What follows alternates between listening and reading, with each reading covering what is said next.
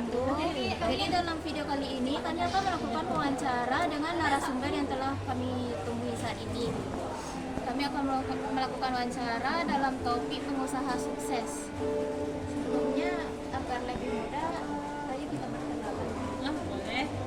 Sebelumnya perkenalkan, aku Cantika Disoputri, biasanya dipanggil Cinta. Gini. Mengenalkan ada saya Iya. Jadi kami di sini ingin menanyakan tentang usaha, Bu, perusahaan. Jadi kita langsung aja ya, Bu, masuk ke pertanyaan. Yang pertama, bagaimana Ibu pertama kali terjun ke dunia bisnis? Apa yang menjadi motivasi utama Ibu untuk menjadi seorang pebisnis?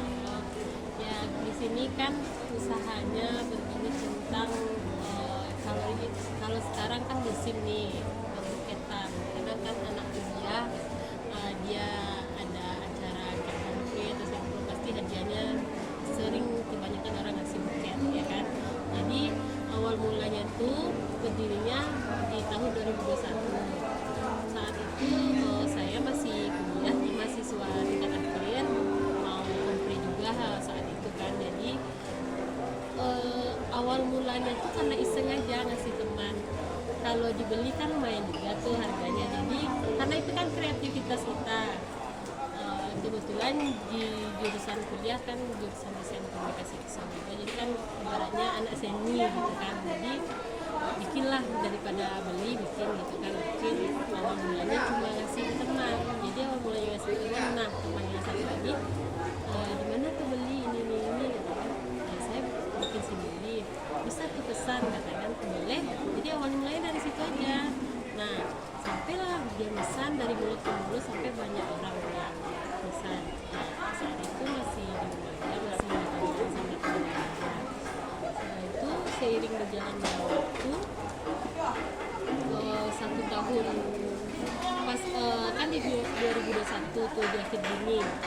Nah di akhir Juni itu sampai saya tamat kuliah sampai 1 tahun pulang itu mengerjakan bisnis hanya di rumah saja.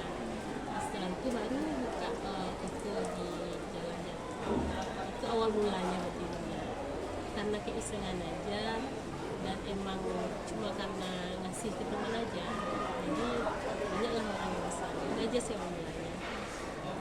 Lalu kalau kamu boleh tahu, apa tantangan awal yang kita menjalani bisnis? Kalau tantangan mungkin di saat kita udah buka toko ya. Kalau kita di rumah kan kita mikirin biaya kontrak, kita kan nggak mikirin.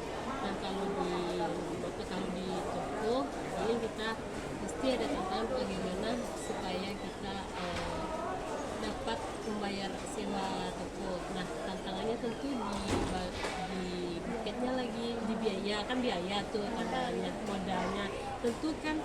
Kita udah sewa nih toko, udah kita isi nih, kalau nggak laku tentu bagaimana supaya dia laku. Nah itulah lagi yang kita hasilkan dari iklan. Kita mempromosikannya lewat iklan di Instagram, harus aktif di WA juga. Jadi tantangannya tuh kayak sama pesaing kan di daerah Jati kan juga banyak.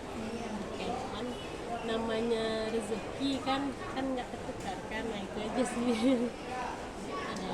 Pertanyaan selanjutnya, Bu, bagaimana Ibu mengidentifikasi peluang bisnis untuk memulai? Apa strategi Ibu yang dipakai yang efektif untuk memulai usaha ini? Strategi ini kayak misalnya contohnya kan buket nih, nggak hanya di buket aja patokannya. Kita carilah kado-kado lainnya, apa yang lagi musim di kalangan remaja sekarang. Contohnya ada frame kayak jam, frame foto ini desainnya dari saya, terus saya kasih lah misalnya frame fotonya hanya biasa saja, kan saya kasih lah pakai lampu, jadi kan berinovatif gitu. Ada berbeda dari yang lain. Nah itu supaya lebih menarik konsumen juga, jadi kadonya nggak itu aja. Lalu, Bu, bagaimana Ibu membangkitkan kreativitas Ibu dalam bisnis Ibu? Ada nggak peran inovasi Ibu untuk usaha ini?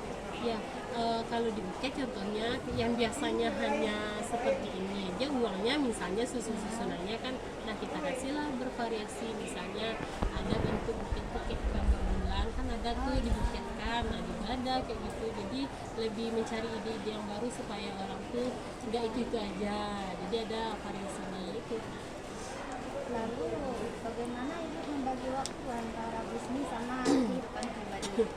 Nah kebetulan yang usaha buket ini saya berdua dengan suami, jadi saya kan ngajar nih di dia, jadi kalau pulang ajar langsung ke toko, habis itu maghrib atau maghriban habis maghrib terus saya pulang ke rumah karena yang di toko ada abang yang jagain. Lalu saat ini ibu menjalani bisnis itu apa udah ada kayak karyawan atau masih ibu sendiri ya? Kalau untuk karyawan belum ada, karena mengingat mungkin kita baru merintis ya, tapi insya Allah kedepannya mungkin itu ada lagi dipikirkannya. Sekarang karena lagi merintis jadi kita belum ada juga. Lalu bu, bagaimana ibu membangun jaringan yang kuat untuk bisnis ibu ini? Jaringan ke Kayak konsep relasi. relasi. Nah kalau dulu kan pakai endorse supaya orang tahu bisnis kita selagi.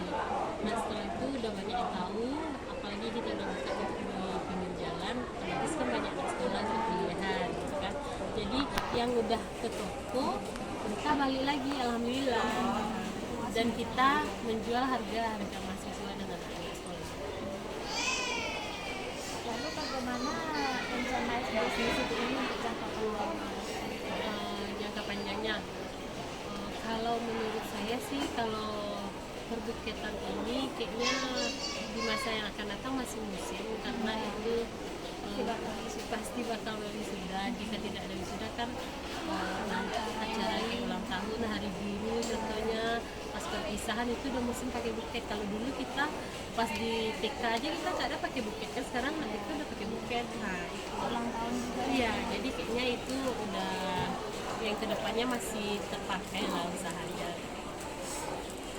Lalu bagaimana ibu menghadapi kegagalan yang ibu hadapi saat menjalani bisnis?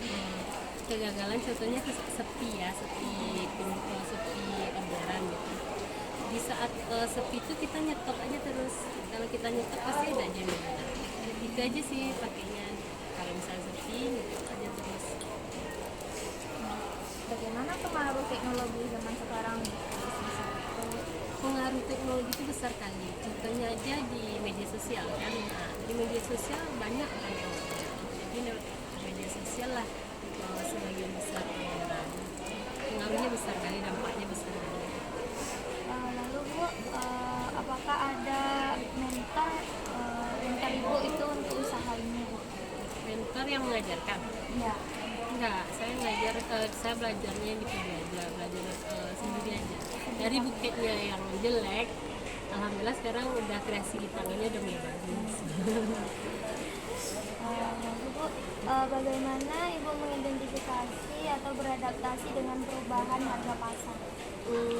Kalau perubahan harga pasar tergantung nanti, contohnya di harga kertas contohnya. Jika harga kertas atau bunga lah sekarang, karena kita dominan bunga kan. Kalau jasa bisa kita jasanya tetap sama, tapi kalau porsinya yang harganya 100 sedangkan harga bunga naik, itu tidak mungkin kita naikkan pula, tidak mungkin. Kalau kita tetap di sana rugi. Nah intinya bunganya disedikitkan, pandai-pandai kita aja mengaturnya lagi gitu. Lalu bu, bagaimana ibu menjaga keseimbangan antara kehidupan pribadi sama karir? Kehidupan pribadi dengan karir ini maksudnya bagaimana? Mungkin kayak ibu kan guru. Oh gitu, ada waktunya di saat itu ada juga. Contohnya kadang kan karena kita berdua jadi masih bisa lah. Misalnya waktu berkumpul dengan keluarga atau waktu kita dengan keluarga juga bisa. Kadang di hari Minggu kita tutup, jadi itu pandai-pandai kita mencari waktu aja.